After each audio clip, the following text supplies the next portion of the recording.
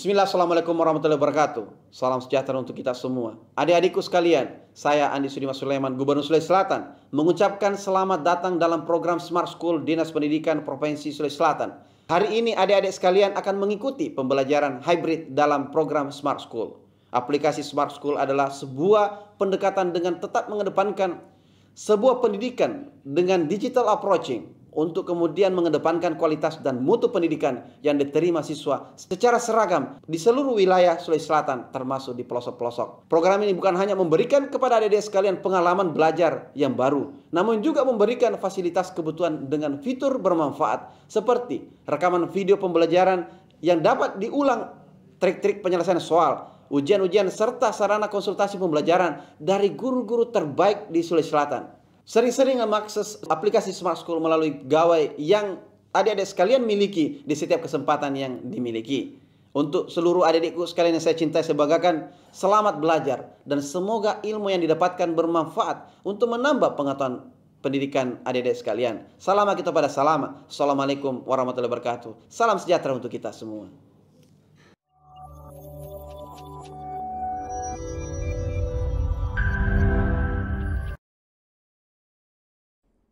Ya, Bismillahirrahmanirrahim. Assalamualaikum warahmatullahi wabarakatuh dan selamat pagi. Jumpa lagi bersama saya, Lutfi Alam, tutor sosiologi Smart School.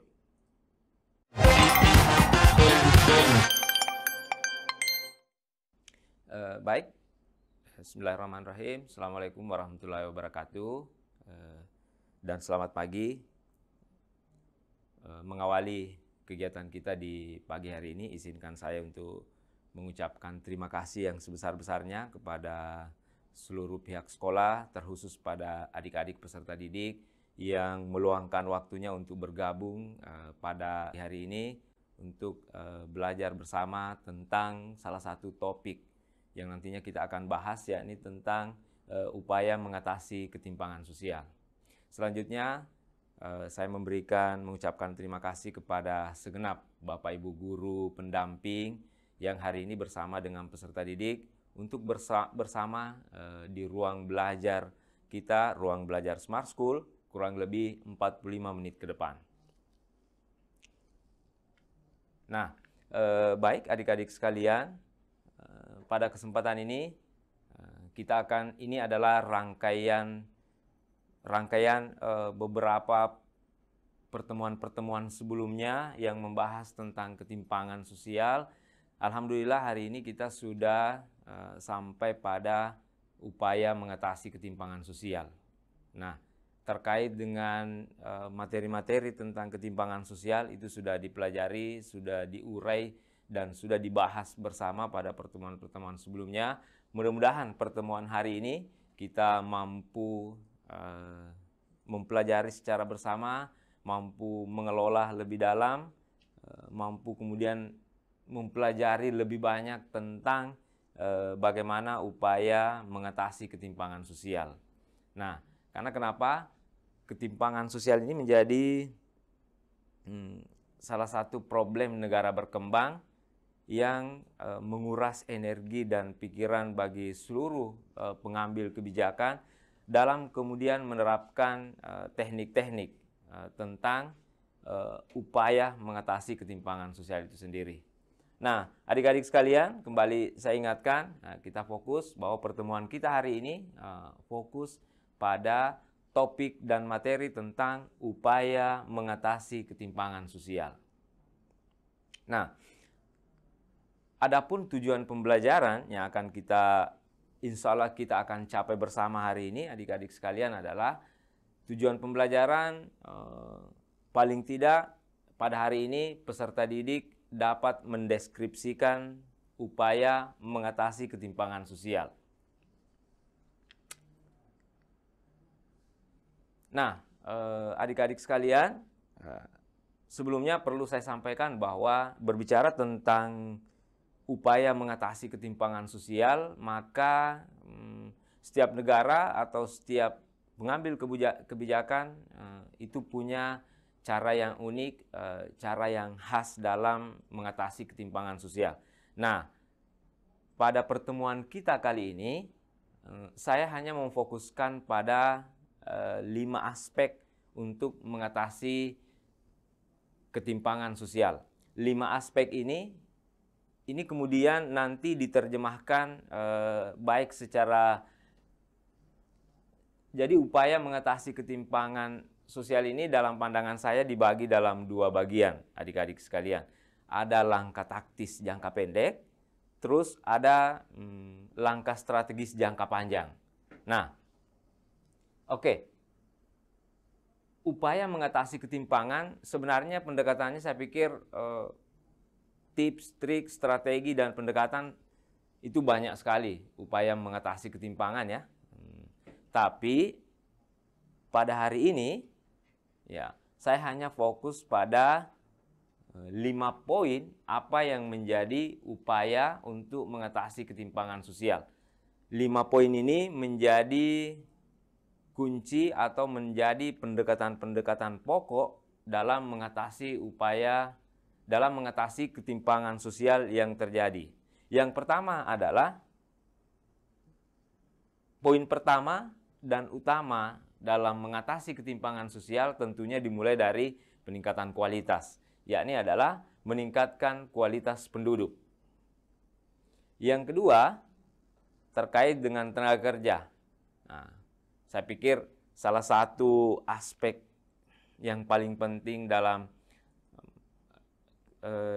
proses dinamika sebuah negara itu adalah menciptakan. Yang kedua adalah menciptakan peluang-peluang kerja.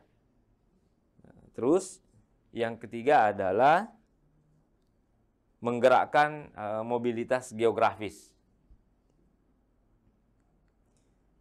Terus yang keempat adalah salah satu upaya yang penting dan saya pikir cukup signifikan dalam menekan terjadinya ketimpangan sosial yang begitu melebar adalah memperbaiki etos kerja. Selanjutnya yang terakhir, ini familiar dengan aktivitas kita sehari-hari. Sudah lama kita mendengar istilah ini, yakni bagaimana memberantas korupsi, kolusi, dan nepotisme. Ya. Jadi adik-adik sekalian, kembali saya ulangi, pada kesempatan hari ini, pada ruang belajar kita hari ini, kita akan mengupas tentang 5 upaya strategis dan upaya teknis dalam mengatasi ketimpangan sosial. Yang pertama adalah meningkatkan kualitas penduduk, yang kedua adalah menciptakan peluang kerja, yang ketiga adalah menggerakkan mobilitas geografis, yang keempat adalah bagaimana memperbaiki etos kerja, dan yang terakhir adalah memberantas korupsi, kolusi, dan nepotisme. Nah, selanjutnya bagaimana kemudian 5 upaya mengatasi ketimpangan ini dilihat dalam kehidupan sehari-hari. Mari kita lihat bersama. Nah, yang pertama adalah upaya mengatasi ketimpangan sosial. Poin pertama, meningkatkan kualitas penduduk. Nah, adik-adik sekalian, kalau bicara tentang kualitas, ini punya pengaruh yang sangat signifikan, punya kontribusi yang besar bagaimana kehidupan sosial ekonomi sebuah masyarakat itu bisa berkembang. Peningkatan kualitas penduduk dapat dilakukan melalui berbagai usaha. Tapi kali ini kita akan menampilkan meningkatkan kualitas penduduk dengan memprioritaskan pada 3 aspek.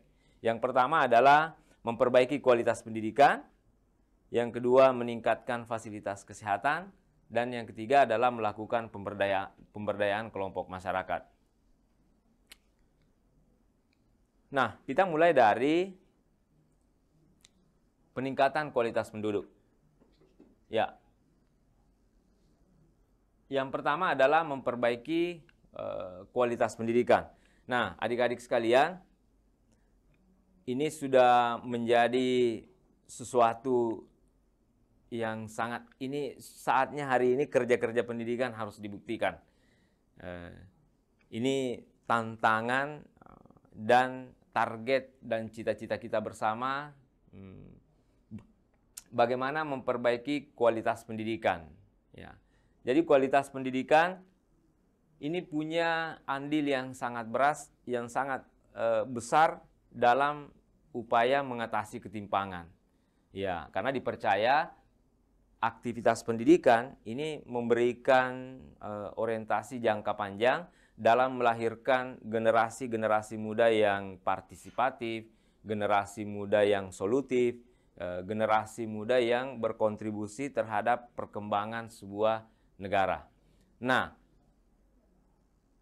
maka yang perlu diperbaiki yang pertama untuk mengatasi ketimpangan itu adalah memperbaiki aspek pendidikan. Hal-hal yang menyangkut dengan pendidikan, baik besar atau kecil, itu harus dibenahi dan diperbaiki. Kita bisa lihat kerja-kerja teknis, langkah-langkah taktis ini yang bisa dilakukan untuk memperbaiki kualitas pendidikan adik-adik sekalian adalah memperbaiki akses menuju sekolah. Ya, memperbaiki kemudian perbaikan sarana dan prasarana, peningkatan dana operasional sekolah. 3 poin ini menjadi sesuatu yang sangat penting. Ya.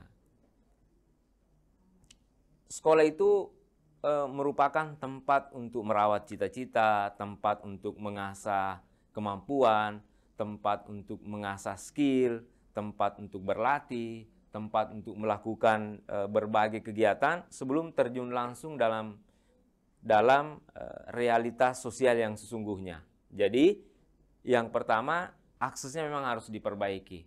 Nah, paling tidak ada rasa nyaman, ada rasa semangat ketika adik-adik kita atau kita semua ini itu bersemangat menuju sekolah. Aksesnya harus diperbaiki. Yang kedua, sarana.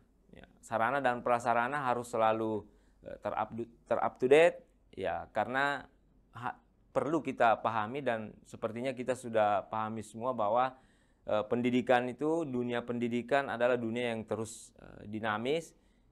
Kemudian cara-caranya juga harus berubah, maka perbaikan sarana dan prasarana ini menjadi sesuatu yang penting untuk mengejar ketertinggalan, untuk berupaya beradaptasi dengan perkembangan sosial. Tentunya saya sangat mengingatkan, sangat mengherankan kemudian kalau situasi di luar itu jauh lebih berkembang dibanding dengan situasi persekolahan. Maka kuncinya adalah bagaimana sarana dan prasarana harus diperbaiki untuk menandingi, untuk mengimbangi realitas sosial di dunia luar yang saya pikir berkembang sangat cepat dan pesat. Yang ketiga adalah ada kaitannya dengan aspek ekonomi, peningkatan dana operasional sekolah. Ya, sekali lagi, sekolah bisa berbuat banyak itu ketika didukung oleh operasional sekolah. Ya, makin banyak dana operasional sekolah, makin beragam kegiatan anak-anak sekolah, makin banyak akses, makin banyak kegiatan-kegiatan ataupun lomba-lomba pengembangan diri yang mereka bisa ikuti. Nah, ini pada aspek sebagian kecil dari aspek kualitas, memperbaiki kualitas pendidikan.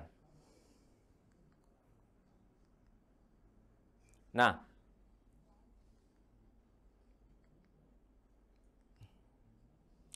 selanjutnya adik-adik sekalian, ini masih bagian daripada kerja-kerja langkah-langkah dalam memperbaiki dunia pendidikan, ya, menjamin dan memberi akses luas-luasnya kepada warga yang kurang mampu untuk bersekolah.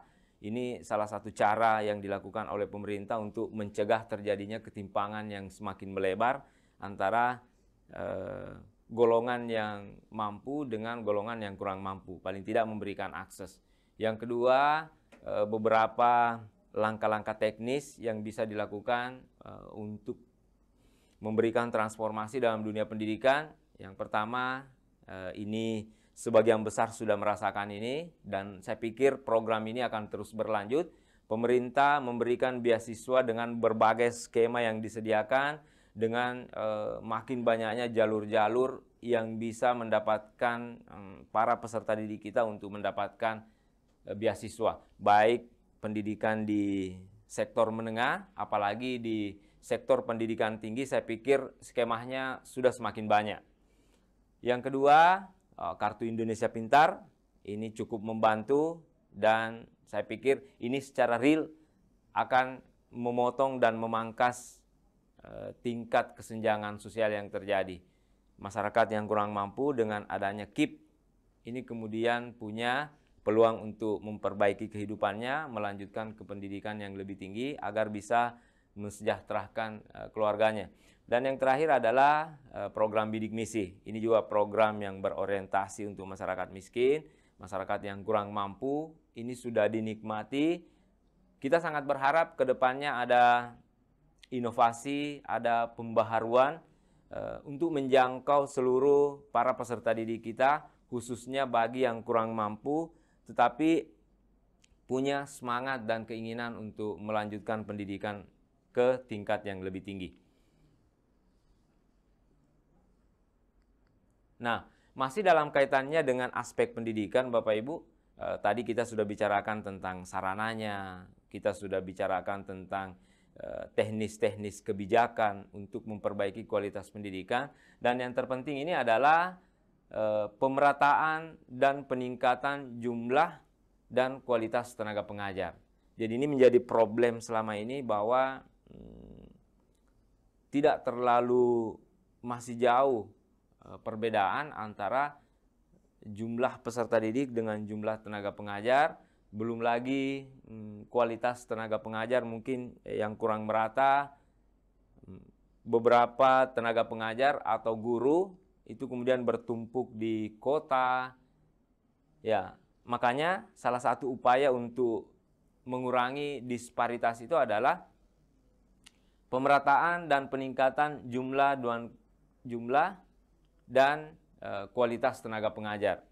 Pemerintah sampai hari ini terus mengupayakan berbagai upaya, berbagai kegiatan, dan berbagai program tentunya untuk mendongkrak kualitas tenaga pengajar itu. Termasuk hari ini adik-adik sekalian, program Smart School ini adalah upaya untuk mencegah terjadinya ketimpangan, bagaimana akses pendidikan itu bisa dinikmati oleh sebagian besar pendidik kita. Nah, ini salah satu upaya mencegah terjadinya ketimpangan.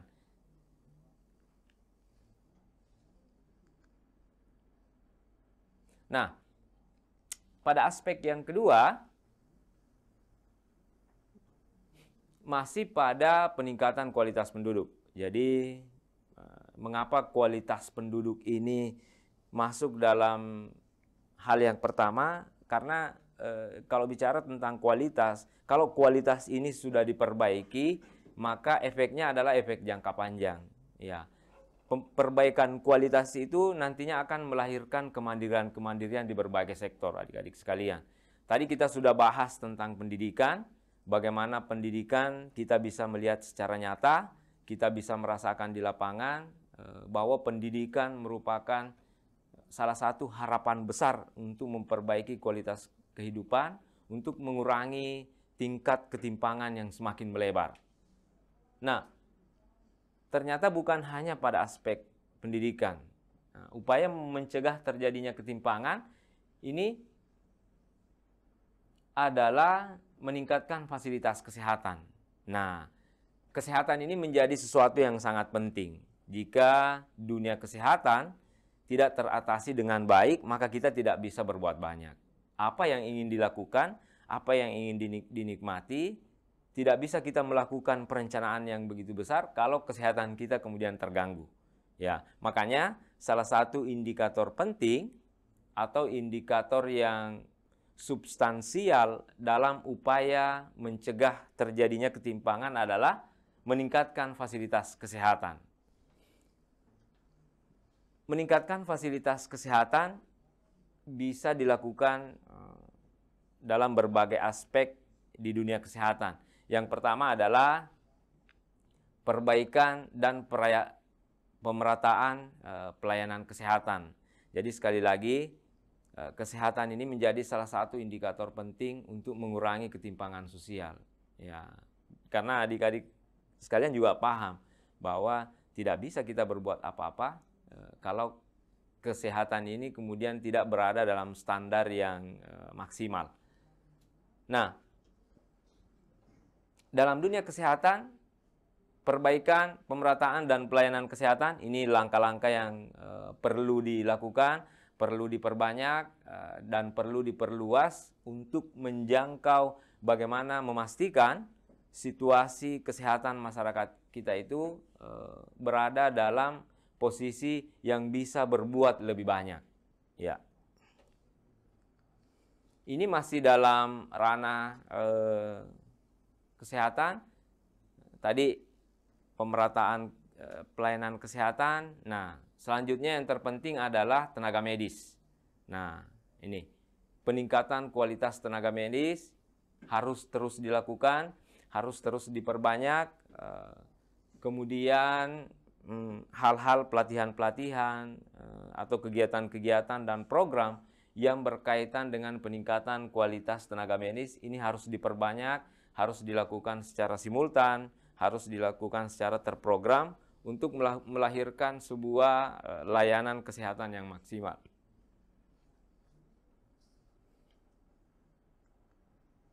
Nah, beberapa poin atau langkah-langkah taktis program-program kesehatan yang biasa kita jumpai, ini tentu tujuannya adalah untuk mengurangi terjadinya ketimpangan sosial itu.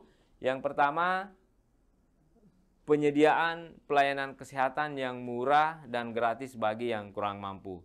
Ya, harus diakui beberapa kelompok masyarakat kita ini memang berada dalam garis yang kurang mampu, makanya tugas pemerintah adalah menyediakan skema bagaimana ada kesehatan murah dan gratis bagi yang kurang mampu. Selanjutnya, melakukan penyuluhan tentang pentingnya kebersihan dan pola hidup sehat. Ini juga adik-adikku sekalian, saya sangat berharap Anda menjadi pionir, Anda menjadi generasi yang mampu turut andil, ambil bagian dalam menjaga pola hidup sehat dan pola hidup bersih. Ya, melakukan penyuluhan tentang pentingnya kebersihan dan pola hidup sehat. Persoalan kebersihan ini masih menjadi tantangan besar khususnya bagi negara-negara berkembang. Apalagi kita di Indonesia, semestinya persoalan kebersihan ini harus sudah tuntas. Ya. Jadi pada poin ini mari terus berkontribusi bagaimana menciptakan pola hidup bersih. Ya, program-program untuk mengurangi sampah-sampah yang berserakan. Ini saya pikir pekerjaan dari masa ke masa. Kalau kita tidak mulai secara masif, adik-adik sekalian, maka ini akan menjadi persoalan yang terus sampai pada anak cucu kita nantinya. Ya, bahasa apanya? Negara berkembang, kita di Indonesia problemnya belum terlalu jauh, masih pada persoalan sampah dan kebersihan. Oke, yang ketiga adalah peningkatan gizi melalui pemberdayaan posyandu dan kegiatan PKK ya, program-program perbaikan gizi. Ini harus terus dilakukan.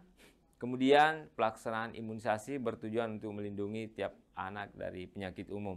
Berbagai upaya yang dilakukan pemerintah untuk membangun imunitas terbaik secara nasional terus dilakukan. Proses vaksinasi, kemudian proses imunisasi, program-program yang berkaitan dengan menciptakan masyarakat yang kuat dan sehat ini terus dilakukan.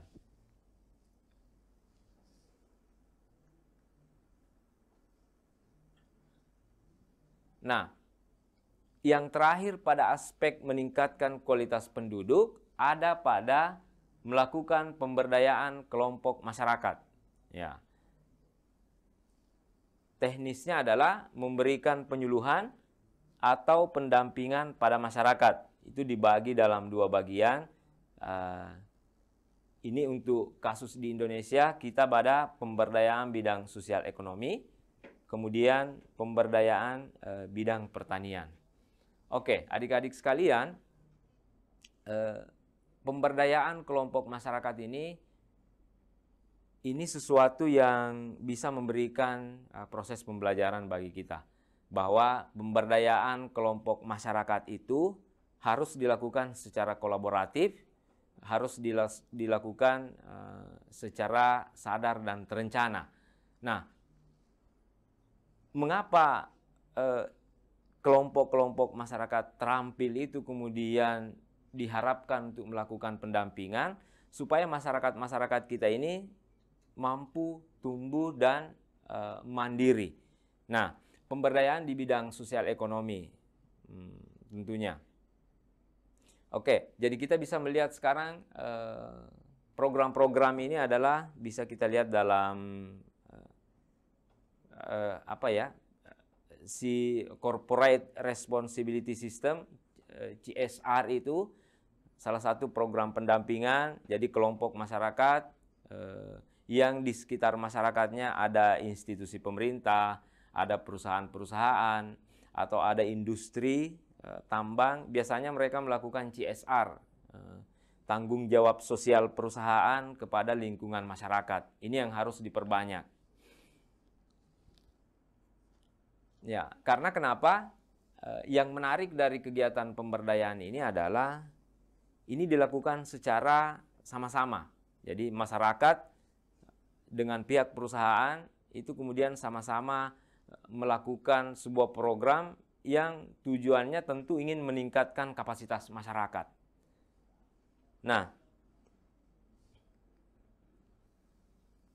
kelompok ataupun aktivitas pemberdayaan dan pendampingan masyarakat yang biasa kita jumpai untuk aspek-aspek ekonomi adalah pelatihan UMKM, pelatihan usaha mikro, kecil, dan menengah, kemudian pelatihan badan usaha milik desa. Nah, pemberdayaan kelompok masyarakat ini saya pikir bukan hanya pada dua kegiatan ini ya.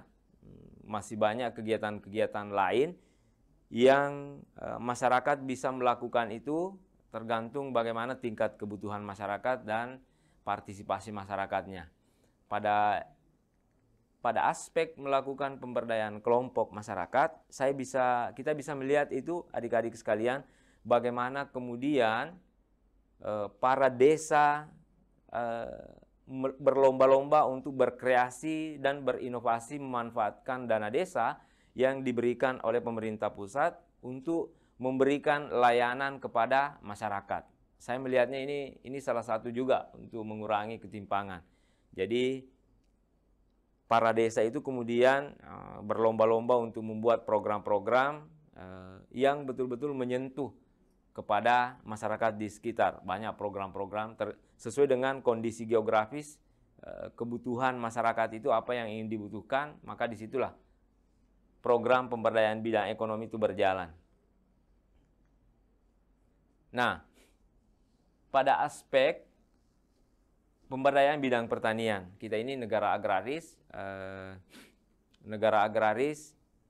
kehidupan masyarakat kita sebagian besar masih sangat bertumpu pada hasil pertanian, maka pemberdayaan bidang pertanian itu harus melakukan penyuluhan-penyuluhan, kemudian peningkatan tentunya untuk meningkatkan hasil pertanian ya, adik-adik sekalian. Nah, saya pikir ini hanya sebagian kecil, masih banyak kegiatan-kegiatan pemberdayaan di bidang pertanian yang biasa kita jumpai, dan kita juga harus turut andil di situ.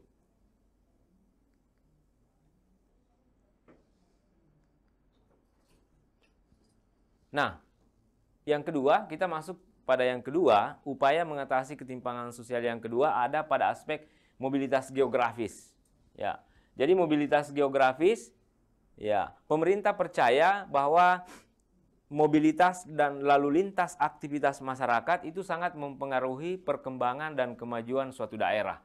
Ya, bisa dipastikan bahwa wilayah yang banyak penduduknya, kemudian penduduk itu melakukan mobilitas sosial yang kencang, melakukan mobilitas sosial yang produktif, maka bisa dipastikan bahwa kondisi masyarakat itu tentu melahirkan situasi yang baik.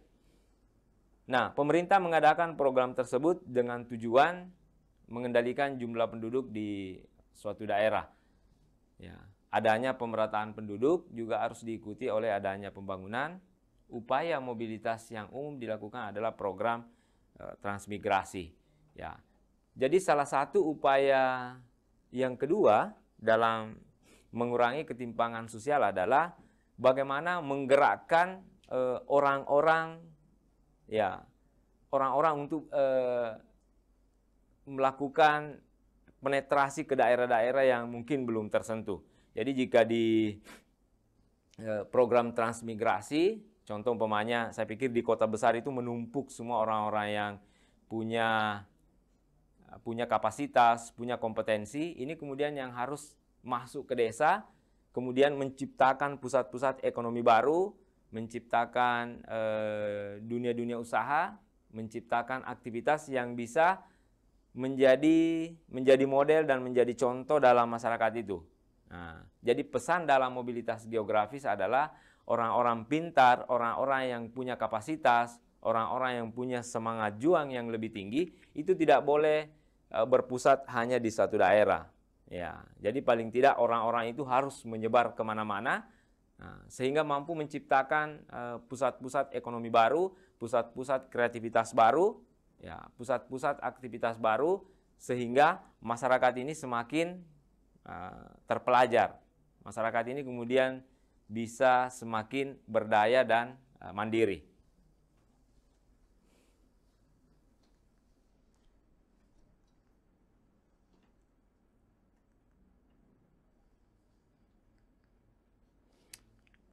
Terus yang ketiga adalah salah satu upaya mengatasi ketimpangan sosial. Ini juga menjadi penting adik-adik sekalian. Ya, kalau bicara tentang kerja, ya, kalau anak-anak ditanya mau kerja apa tidak? Mau, Pak. Nah, karena proses bekerja inilah yang bisa menjadi jaminan supaya kita bisa melanjutkan kehidupan. Ya, tapi pertanyaan yang menarik yang biasa saya lontarkan dan saya pikir berlaku untuk kita semua. Yang pertama, kalau kita katakan mau jadi pekerja atau mau menjadi pencipta lapangan kerja. Nah, tentu sebagian besar orang berada di ingin menjadi pencipta lapangan kerja. Tapi situasi itu tidak semudah membalikkan telapak tangan, ya. Jadi harus dimulai dari sekarang. Semangat, cita-cita dan passion itu ya, harus dimulai dari sekarang. Menciptakan peluang kerja. Apa yang dilakukan oleh pemerintah dalam menciptakan pasar tenaga kerja yang sehat? Yang pertama, pemerintah mengeluarkan regulasi tentang ketenaga kerjaan. Ya, tentunya pemerintah akan mengeluarkan regulasi yang berpihak kedua-duanya, berpihak ke investor dan berpihak pada tenaga kerja. Yang kedua, mendorong investor untuk menanamkan investasi di berbagai bidang sehingga terbuka peluang kerja. Yang ketiga adalah mempermudah izin usaha dan bantuan permodalan pelaku usaha mikro dan UMKM. Nah, adik-adik sekalian, pada upaya mengatasi ketimpangan sosial ini, saya bisa sampaikan bahwa pemerintah selalu mencari titik kompromi antara pihak investor dengan pihak tenaga kerja.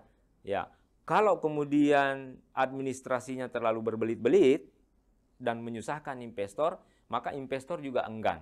Ya, jadi termasuk pada upah dan gaji itu harus berada di titik kompromi supaya sistem ini kemudian bisa berjalan. Tidak memberatkan investor dan juga tidak merugikan tenaga kerja.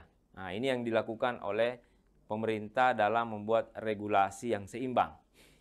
Nah, termasuk yang ketiga, mempermudah izin usaha dan bantuan permodalan pelaku usaha mikro dan UMKM.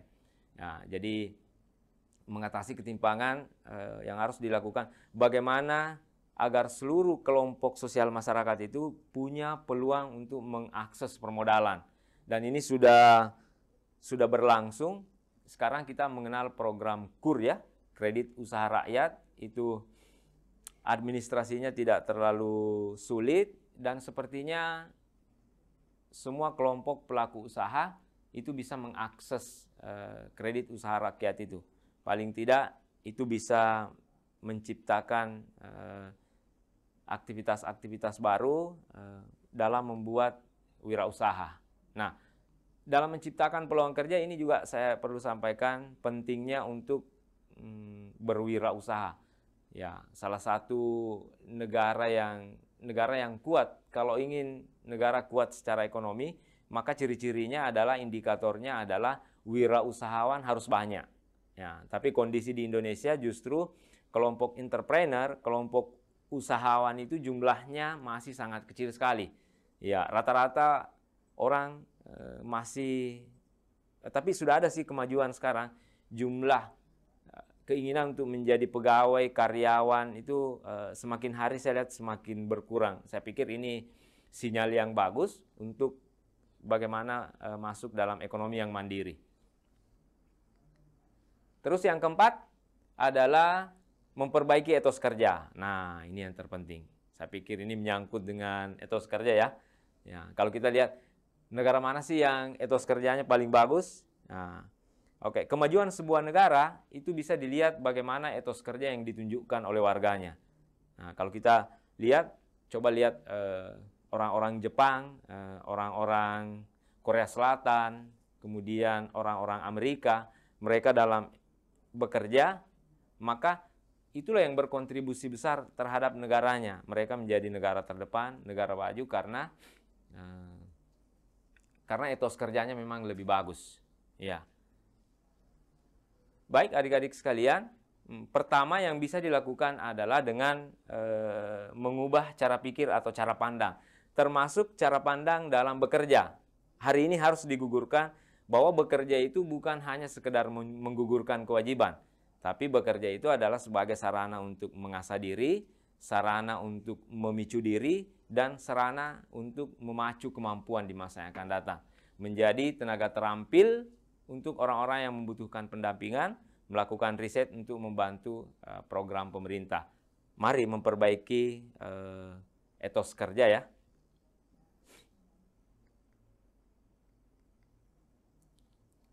Nah, yang terakhir adalah upaya mengatasi ketimpangan. Nah, ini yang terpenting. Memberantas korupsi, kolusi, dan nepotisme.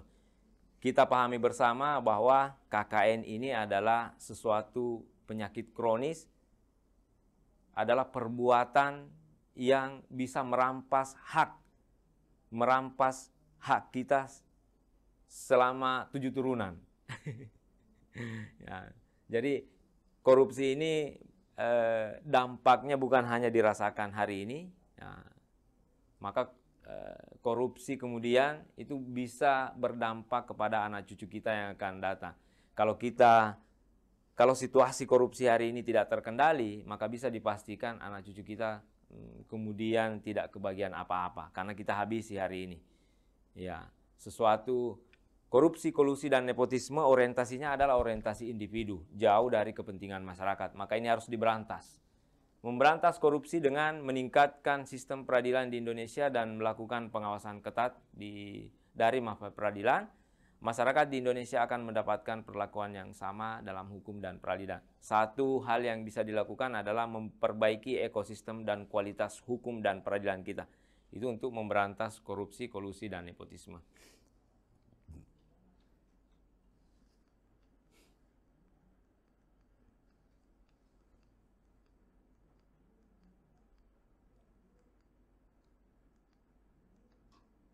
Oke, jadi kembali saya sampaikan pada ruang belajar kita hari ini, kita fokus, sebenarnya mungkin banyak hal lain di luar dari yang 5 ini, tapi pada kesempatan ini kita fokus pada 5 tadi, 5 upaya mengatasi ketimpangan, meningkatkan kualitas penduduk, kemudian menciptakan peluang kerja, dan menggerakkan mobilitas geografis, memperbaiki etos kerja, dan memberantas korupsi, kolusi, dan nepotisme. Nah, adik-adik sekalian, 5 poin tadi ini saya pikir sudah mengcover berbagai hal dalam upaya mengatasi ketimpangan sosial itu.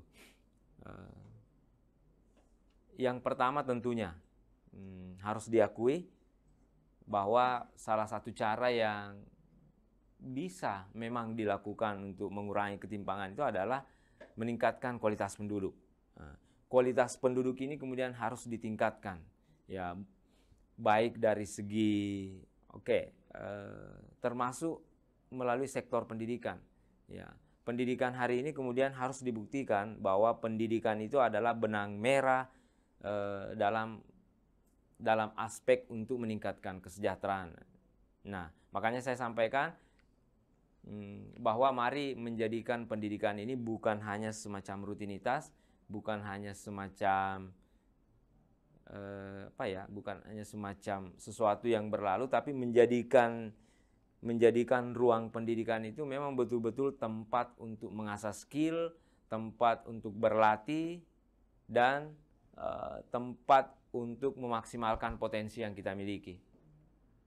Nah, kemudian yang menciptakan peluang kerja, ya kita harus merubah mindset ini bahwa yang menyediakan peluang kerja itu hari ini bukan lagi tugas tunggal dari pemerintah, adik-adik sekalian, tapi menjadi tugas semua orang. Ya, karena kenapa? Negara ini harus dibangun dengan sistem kolaborasi. Ya, jadi siapa saja, ya. Jadi hari ini kita sudah bisa berpikir bahwa saya sudah termasuk orang yang dipercaya untuk membuka peluang kerja. Ya. Jadi kalau bicara tentang kerja itu luas. Ya. Masa mindset kita dari 10 tahun yang lalu masih sama dengan hari ini, sementara perubahan-perubahan terus terjadi. Jadi kita ini bukan lagi tenaga kerja, tetapi orang yang berpotensi untuk membuka peluang kerja. Ya, saya pikir itu yang menarik. Kemudian yang ketiga adalah menggerakkan sektor geografis. Ayo, orang-orang yang punya potensi, orang-orang yang punya modal, orang-orang yang punya kapasitas harus hadir di berbagai tempat. Ya, adik-adik sekalian, tentunya gunanya adalah untuk meningkatkan sektor sosial ekonomi sebuah wilayah ya. Orang-orang yang capable, orang-orang yang punya potensi jangan hanya berkumpul di satu tempat. Orang-orang itu harus menyebar kemana-mana, menyebar ke berbagai daerah untuk mendongkrak kehidupan sosial ekonomi ini secara masif. Kemudian, etos kerja. Ini saya sedikit memberikan penekanan di sini ya, adik-adik sekalian, bahwa ya harus dirubah. Bahwa bekerja itu bukan sekedar menggugurkan kewajiban, tapi arena untuk memperbaiki diri, arena pekerjaan kita hari ini tidak berakhir hari ini. Ya, tapi pekerjaan kita hari ini menjadi modal atau menjadi bahan portofolio bagi orang lain tentunya di masa yang akan datang. Jadi saya pikir tidak ada pekerjaan yang berakhir hari ini.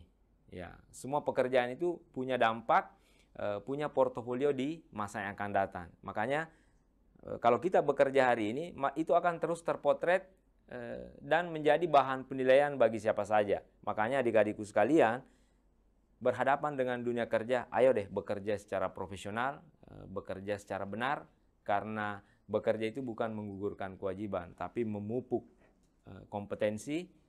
Ya. Kemudian yang terakhir adalah memberantas korupsi, kolusi, dan nepotisme.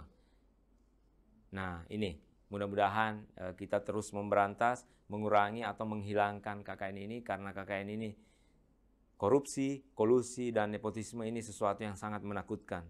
Bisa merampas masa depan kita semua, adik-adik sekalian. Oke, saya pikir jika tidak ada pertanyaan yang masuk, ini bersamaan juga dengan waktunya, ya. Saya pikir adik-adik sekalian cukup sekian pertemuan kita hari ini. Saya sangat percaya mari menjadi generasi yang memberikan kontribusi terhadap kehidupan sosial untuk mengurangi terjadinya ketimpangan sosial yang terjadi di masyarakat. Kita adalah generasi yang diharapkan untuk mengurangi tingkat ketimpangan itu ya. Oke, sekian dan terima kasih. Wassalamualaikum warahmatullahi wabarakatuh.